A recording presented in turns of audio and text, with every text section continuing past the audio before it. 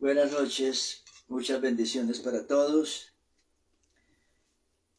Los voy a invitar para que juntos, ustedes allá también, lean conmigo en Proverbios el capítulo 11 y el versículo 26. Dice la palabra de Dios: el que acapara el grano, el pueblo lo maldecirá, pero bendición será sobre la cabeza del que lo vende.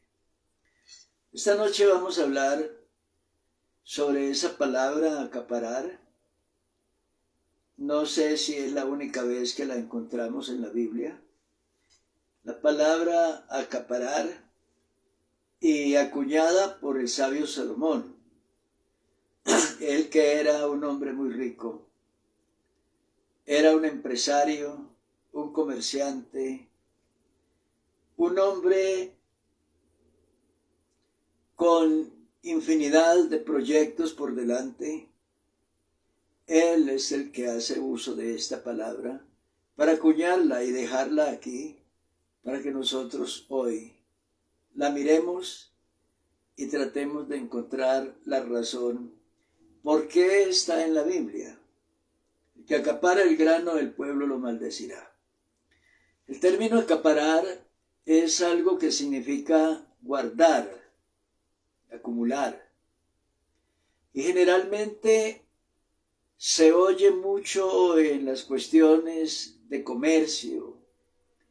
Por ejemplo, hemos oído a veces noticias de que los acaparadores son los que, diríamos, aquellos grandes mayoristas que reúnen cantidad de bienes. Voy a ponerle un ejemplo: comprar todos los huevos,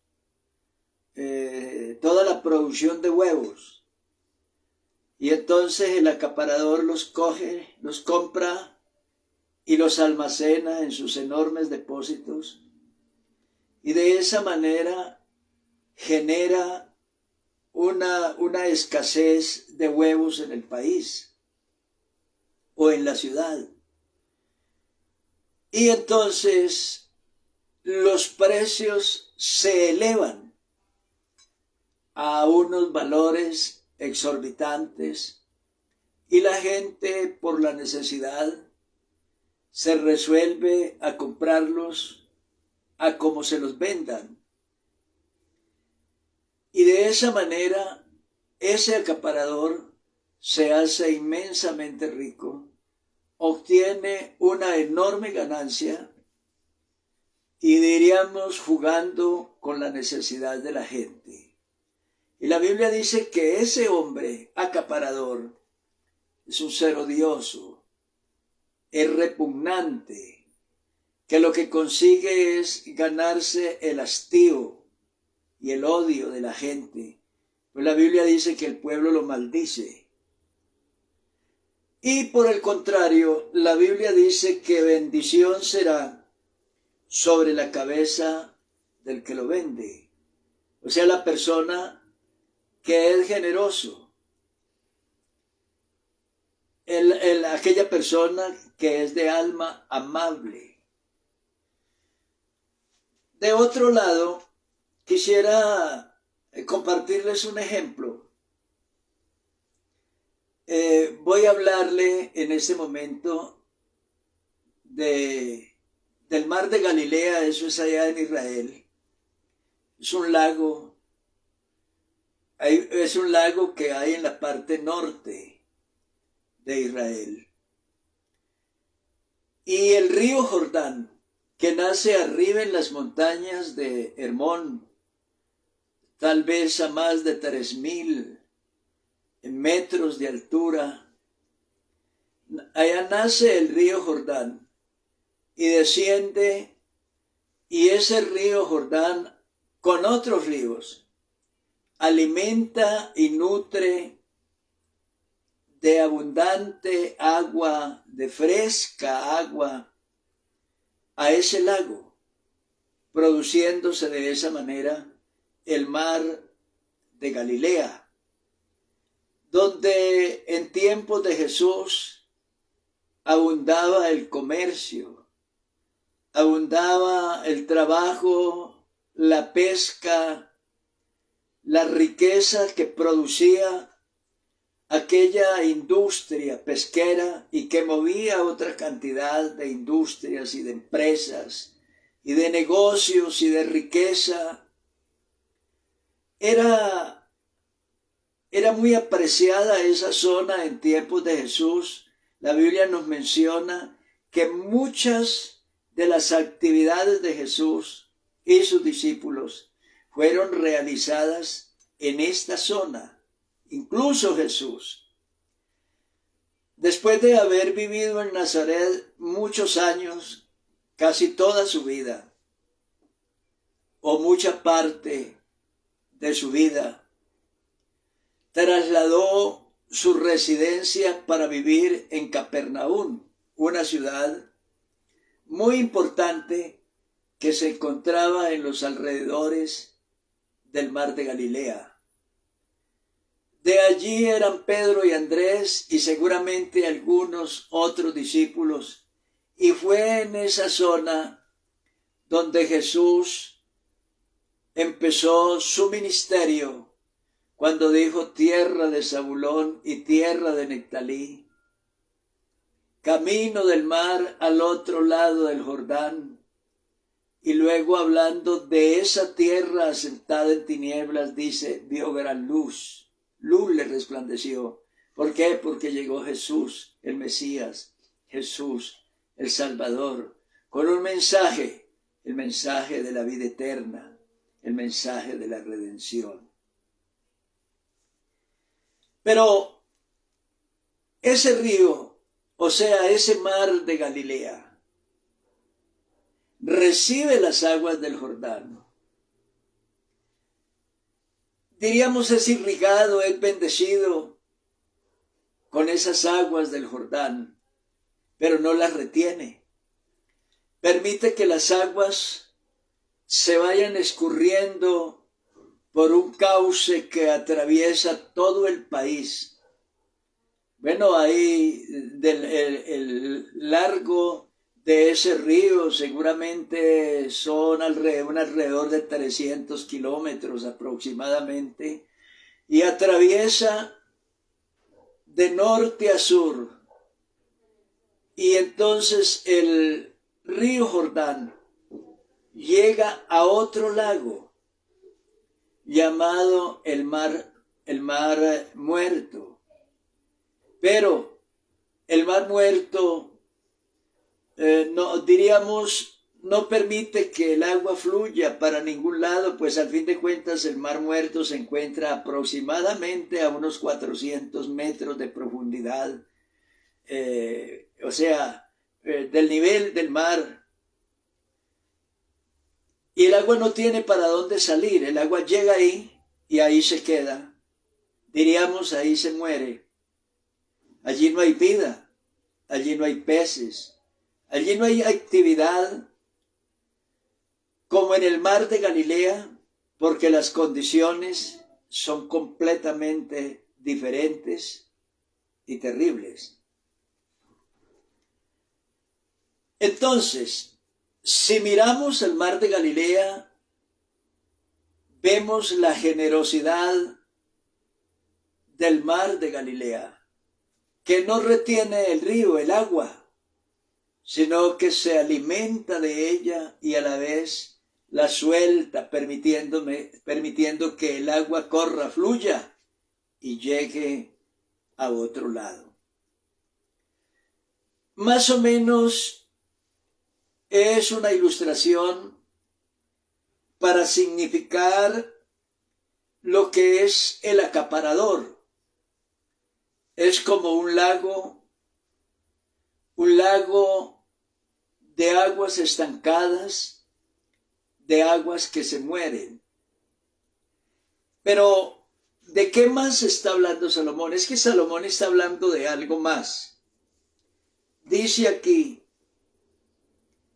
hay quienes retienen o reparten y les es añadido más. Y hay quienes retienen más de lo que es justo y vienen a pobreza. Quiero referirme a dos hechos. Lo que es la mentalidad del rico y la mentalidad del pobre.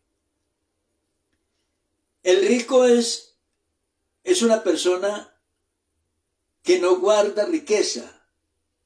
No, él siempre está invirtiendo, creando negocios, creando empresa, construyendo empleo.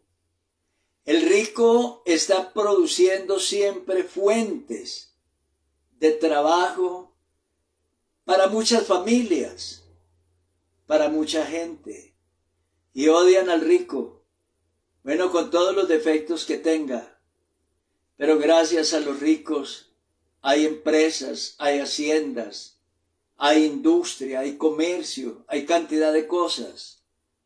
Y hay plazas de trabajo para tanta gente. Y el pobre, por el contrario, la mentalidad del pobre es que no gasta, porque es pobre. Entonces de pronto guarda, si es que puede guardar. Por ahí debajo del colchón, algunos pequeños recursos. Y entonces diríamos, con esa mentalidad de que es pobre, se propone a vivir de un salario mínimo y esperar la vejez, esperar la jubilación, viviendo con un salario mínimo. O de pronto en la calle con el rebusque y tiene la mentalidad de que es pobre y que nació pobre y que vive pobre y que va a morir pobre y no piensa más allá. Y ahí tenemos algo contrario a lo que Salomón dijo. Hay quienes reparten y les es añadido más. Y hay quienes retienen más de lo que es justo, pero vienen a pobreza. Quiero referirme, sin lastimar a ninguno, pero quiero referirme un poco a esa mentalidad pobre. Vamos a decir el hogar pobre, la familia pobre. Es que somos tan pobres que nos toca vivir con cosas viejas toda la vida. Y la misma camisa, 5, 10, 15, 20 años, si es posible la camisa que fue una vez del abuelo y pasó al hijo y ahora al nieto. Porque como somos pobres, y de pronto esa mentalidad también llega a la iglesia. Somos pobres. Y entonces nos toca que vivir aquí en este lugarcito pobre, humilde, por allá al lado de un basurero, al lado en las riberas de un caño, nauseabundo, y de pronto un saloncito hasta mal hermoseado, mal arreglado, porque es que somos pobres, y todo el mundo con esa mentalidad de que somos pobres. Y en realidad no es tanto eso, más bien lo que no hay son almas generosas. No hay almas generosas, porque tenemos el signo de la ruina, de la pobreza, que no nos deja salir adelante y que no nos deja con fe crear proyectos o generar programas, que no nos deja pensar con visión y de pronto soñar con un porvenir mejor y con un mañana mejor. Lo que dice la Biblia es, hay quienes reparten y les es añadido más, o sea, el generoso. Y hay quienes retienen más de lo que es justo, o sea, el tacaño. Pero vienen a pobreza. Entonces ese tacaño que guarda y que retiene y que se exime en muchas cosas, incluso vestir, comer, ser generoso en la iglesia, ayudar en la iglesia, hacer cosas en la iglesia para que su iglesia sea bonita, para que su templo, sus bancas, sus sillas, todo sea bonito. No lo puede hacer porque es pobre. No, lo que es pero tacaño, miserable. De otro lado, Salomón continúa diciendo, el alma generosa. O sea que el problema no es de riqueza o de pobreza, el problema es el alma. Es el alma la que está enferma. Es el alma la que está privada de ser generosa, de ser amable, de ser como el mar de Galilea, que recoge el río. Es bendecida por la llegada de ese río, pero lo suelta para que ese río corra atravesando de norte a sur el territorio de Israel y llegue hasta el Mar Muerto, donde allí lo retienen y ya no hay más para dónde correr ese río, y ahora se esfuma, se evapora, creando salinas y lugares donde no hay vida. Yo miro a veces o ahora diferente a mis primeros tiempos de vida cristiana, cómo han cambiado cosas. Deuteronomio dice, hablando del tabernáculo, del templo y del lugar a donde tenían que acudir los israelitas para sus fiestas, sus 7 fiestas solemnes, y para llevar los holocaustos, los sacrificios, las promesas que hubieran hecho a Dios.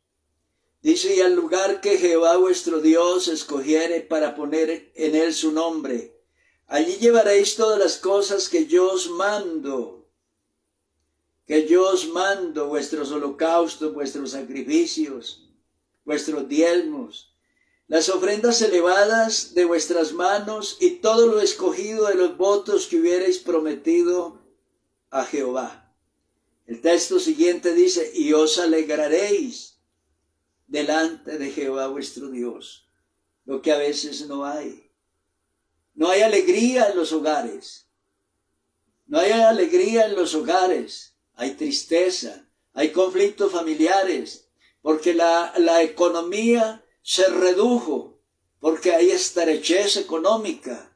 De pronto, esa estrechez se refleja en el vestido, en la alimentación y en muchas otras áreas.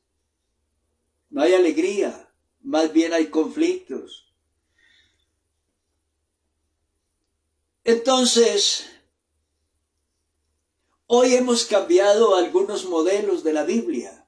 La Biblia habla de la generosidad. El alma generosa será prosperada. Hay quienes reparten y les es añadido más. La fórmula es dar para gloria de Dios, dar para la obra de Cristo y dar sin remordimiento, dar sin lástima, dar con generosidad para la obra de Dios. Esa es la fórmula, porque la Biblia dice, la bendición de Jehová es la que enriquece y no añade tristeza con ella. Entonces, cuando el pueblo obedecía esta fórmula, la fórmula evangélica establecida por Dios, dice que había alegría en el pueblo y había abundancia, mucha alegría, mucha abundancia, dice la Sagrada Escritura. Y entonces había salud. A veces las personas tienen que gastar con un sufrimiento, una enfermedad, cantidad de dinero en médicos, en medicinas. además del sufrimiento, tratando de recuperarse de un mal, porque lo que retienen de la manera evangélica y cristiana como debían hacer, entonces se va por otro lado. Tienen que invertirlo en salud, en médicos, en sufrimientos. El Señor le dijo al pueblo de Israel: si vosotros obedeciereis mis mandamientos, guardándolos y poniéndolos por obra, si hiciereis lo recto delante de sus ojos y diereis oído a sus mandamientos y guardareis todos sus estatutos, ninguna enfermedad de las que envié a los egipcios te enviaré a ti, porque yo soy Jehová tu sanador. Mire lo fácil que es ser sano de enfermedades. Mire lo fácil. Cuando se obedece a Dios, podemos con sinceridad llegar a Él y decirle: Señor, tengo este problema o aquella necesidad. Tengo esta dolencia, Señor, te ruego que sane mi enfermedad. Usted pone su mano en el lugar, en el órgano dolorido y: Señor, sáname, por favor, soy tu hijo. Y usted puede hacerlo con sinceridad y con confianza de que su conciencia no le reprocha de nada, de ser un mal cristiano, y ora con la seguridad de la palabra de Dios. Jesús dijo: sobre los enfermos pondrán las manos y sanarán. Entonces, con la certeza de que las promesas de Dios se cumplen y la palabra de Dios no volverá vacía. Hay un hecho que yo quisiera, antes de irme, señalárselo y invitarlo a reflexionar sobre este caso.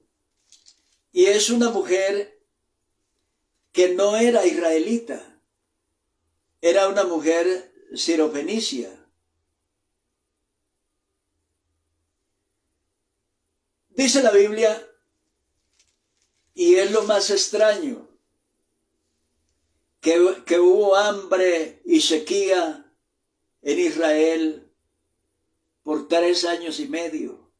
Israel había apostatado de su Dios, había pecado. Y como consecuencia, no había lluvia, habían pestes, hambres, enfermedades, sufrimiento, tristeza, desesperación. Era terrible. 3 años y medio sin llover. Y Dios, queriendo preservar a su profeta, le dijo a Elías que fuera a Sarepta de Sidón, y que allá Dios había hablado con una viuda. Seguro Dios le dijo a la viuda de Sarepta de Sidón: mire, yo te voy a mandar a mi siervo, un predicador que tengo, un pastor que tengo allá en Israel. Lo odian, lo detestan, lo persiguen, lo maldicen, lo quieren matar, y yo quiero preservarlo. Te lo voy a enviar a ti. Cuida de él, que yo te pagaré. Bueno, esta viuda había podido decir: no, yo no me meto en esos problemas, y conmigo no, ¿y por qué yo? No, ella amablemente aceptó la orden de Dios, y un día dice que ella estaba recogiendo unos chamizos por ahí, en la calle, en el campo, cuando llegó el profeta, un hombre anciano, con una capa grande, tal vez una barba larga, y le llegó el profeta, la saludó y le dijo: mujer, dame un vaso con agua. Y ella inmediatamente fue a traer el vaso de agua. Y cuando iba, él la llamó otra vez y le dijo, un momentico, te ruego que me traiga un bocado de pan en tu mano. Y ella le dijo, vive Jehová tu Dios, que no tengo pan cocido. Solamente un puñado de harina tengo en la tinaja y un poco de aceite en una vasija. Y ahora recogía 2 leños para entrar y prepararlo para mí y para mi hijo, para que lo comamos y nos dejemos morir. Era lo último que quedaba de reserva en su alacena para comer. Todo el producto había desaparecido, no había más ni dinero, ni grano para comer, ni aceite. Entonces le dice el profeta, no tengas temor, veas como has dicho, pero hazme a mí primero de ello una pequeña torta cocida debajo de la ceniza y tráemela, y después harás para ti y para tu hijo. Bueno, parece como egoísta esta parte. Del lado del profeta, parece, en nuestra visión ahora, parece como egoísta, como muy mal. Sin embargo, ella no lo tomó a mal. Ella inmediatamente se puso a la obra de darle el agua y de preparar la torta primero para el profeta. Y entonces cuando ella se puso en acción, tal como había recibido la orden del profeta, entonces el profeta ahora por mandato divino le dice, porque Dios, Jehová el Dios de Israel ha dicho así, la harina de la tinaja no escaseará, ni el aceite de la vasija disminuirá hasta el día en que Jehová haga llover sobre la faz de la tierra.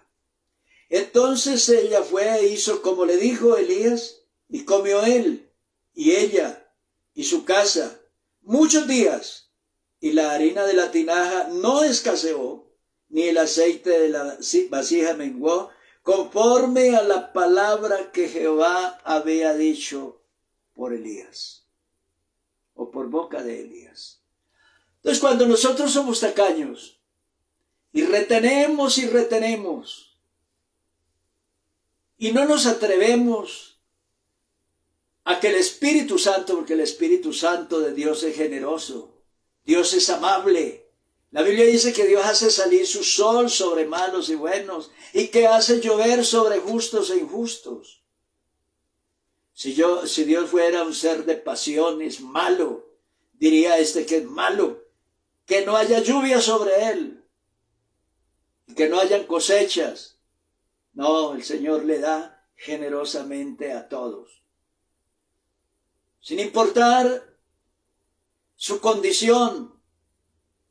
Le da porque Dios es generoso, el Espíritu Santo es generoso. Y uno no entiende por qué personas pueden ser tan amarrados si dicen tener la doctrina, si dicen tener el Evangelio verdadero y si dicen tener el Espíritu Santo. ¿Por qué no revelan el Espíritu de Dios o la naturaleza o la esencia del Espíritu Divino que es generoso? El alma generosa será prosperada, y al que saciare él también será saciado. Hay quienes reparten y les es añadido más, y hay quienes retienen más de lo que es justo, pero vienen a pobreza. Estoy invitando a que no se disguste conmigo.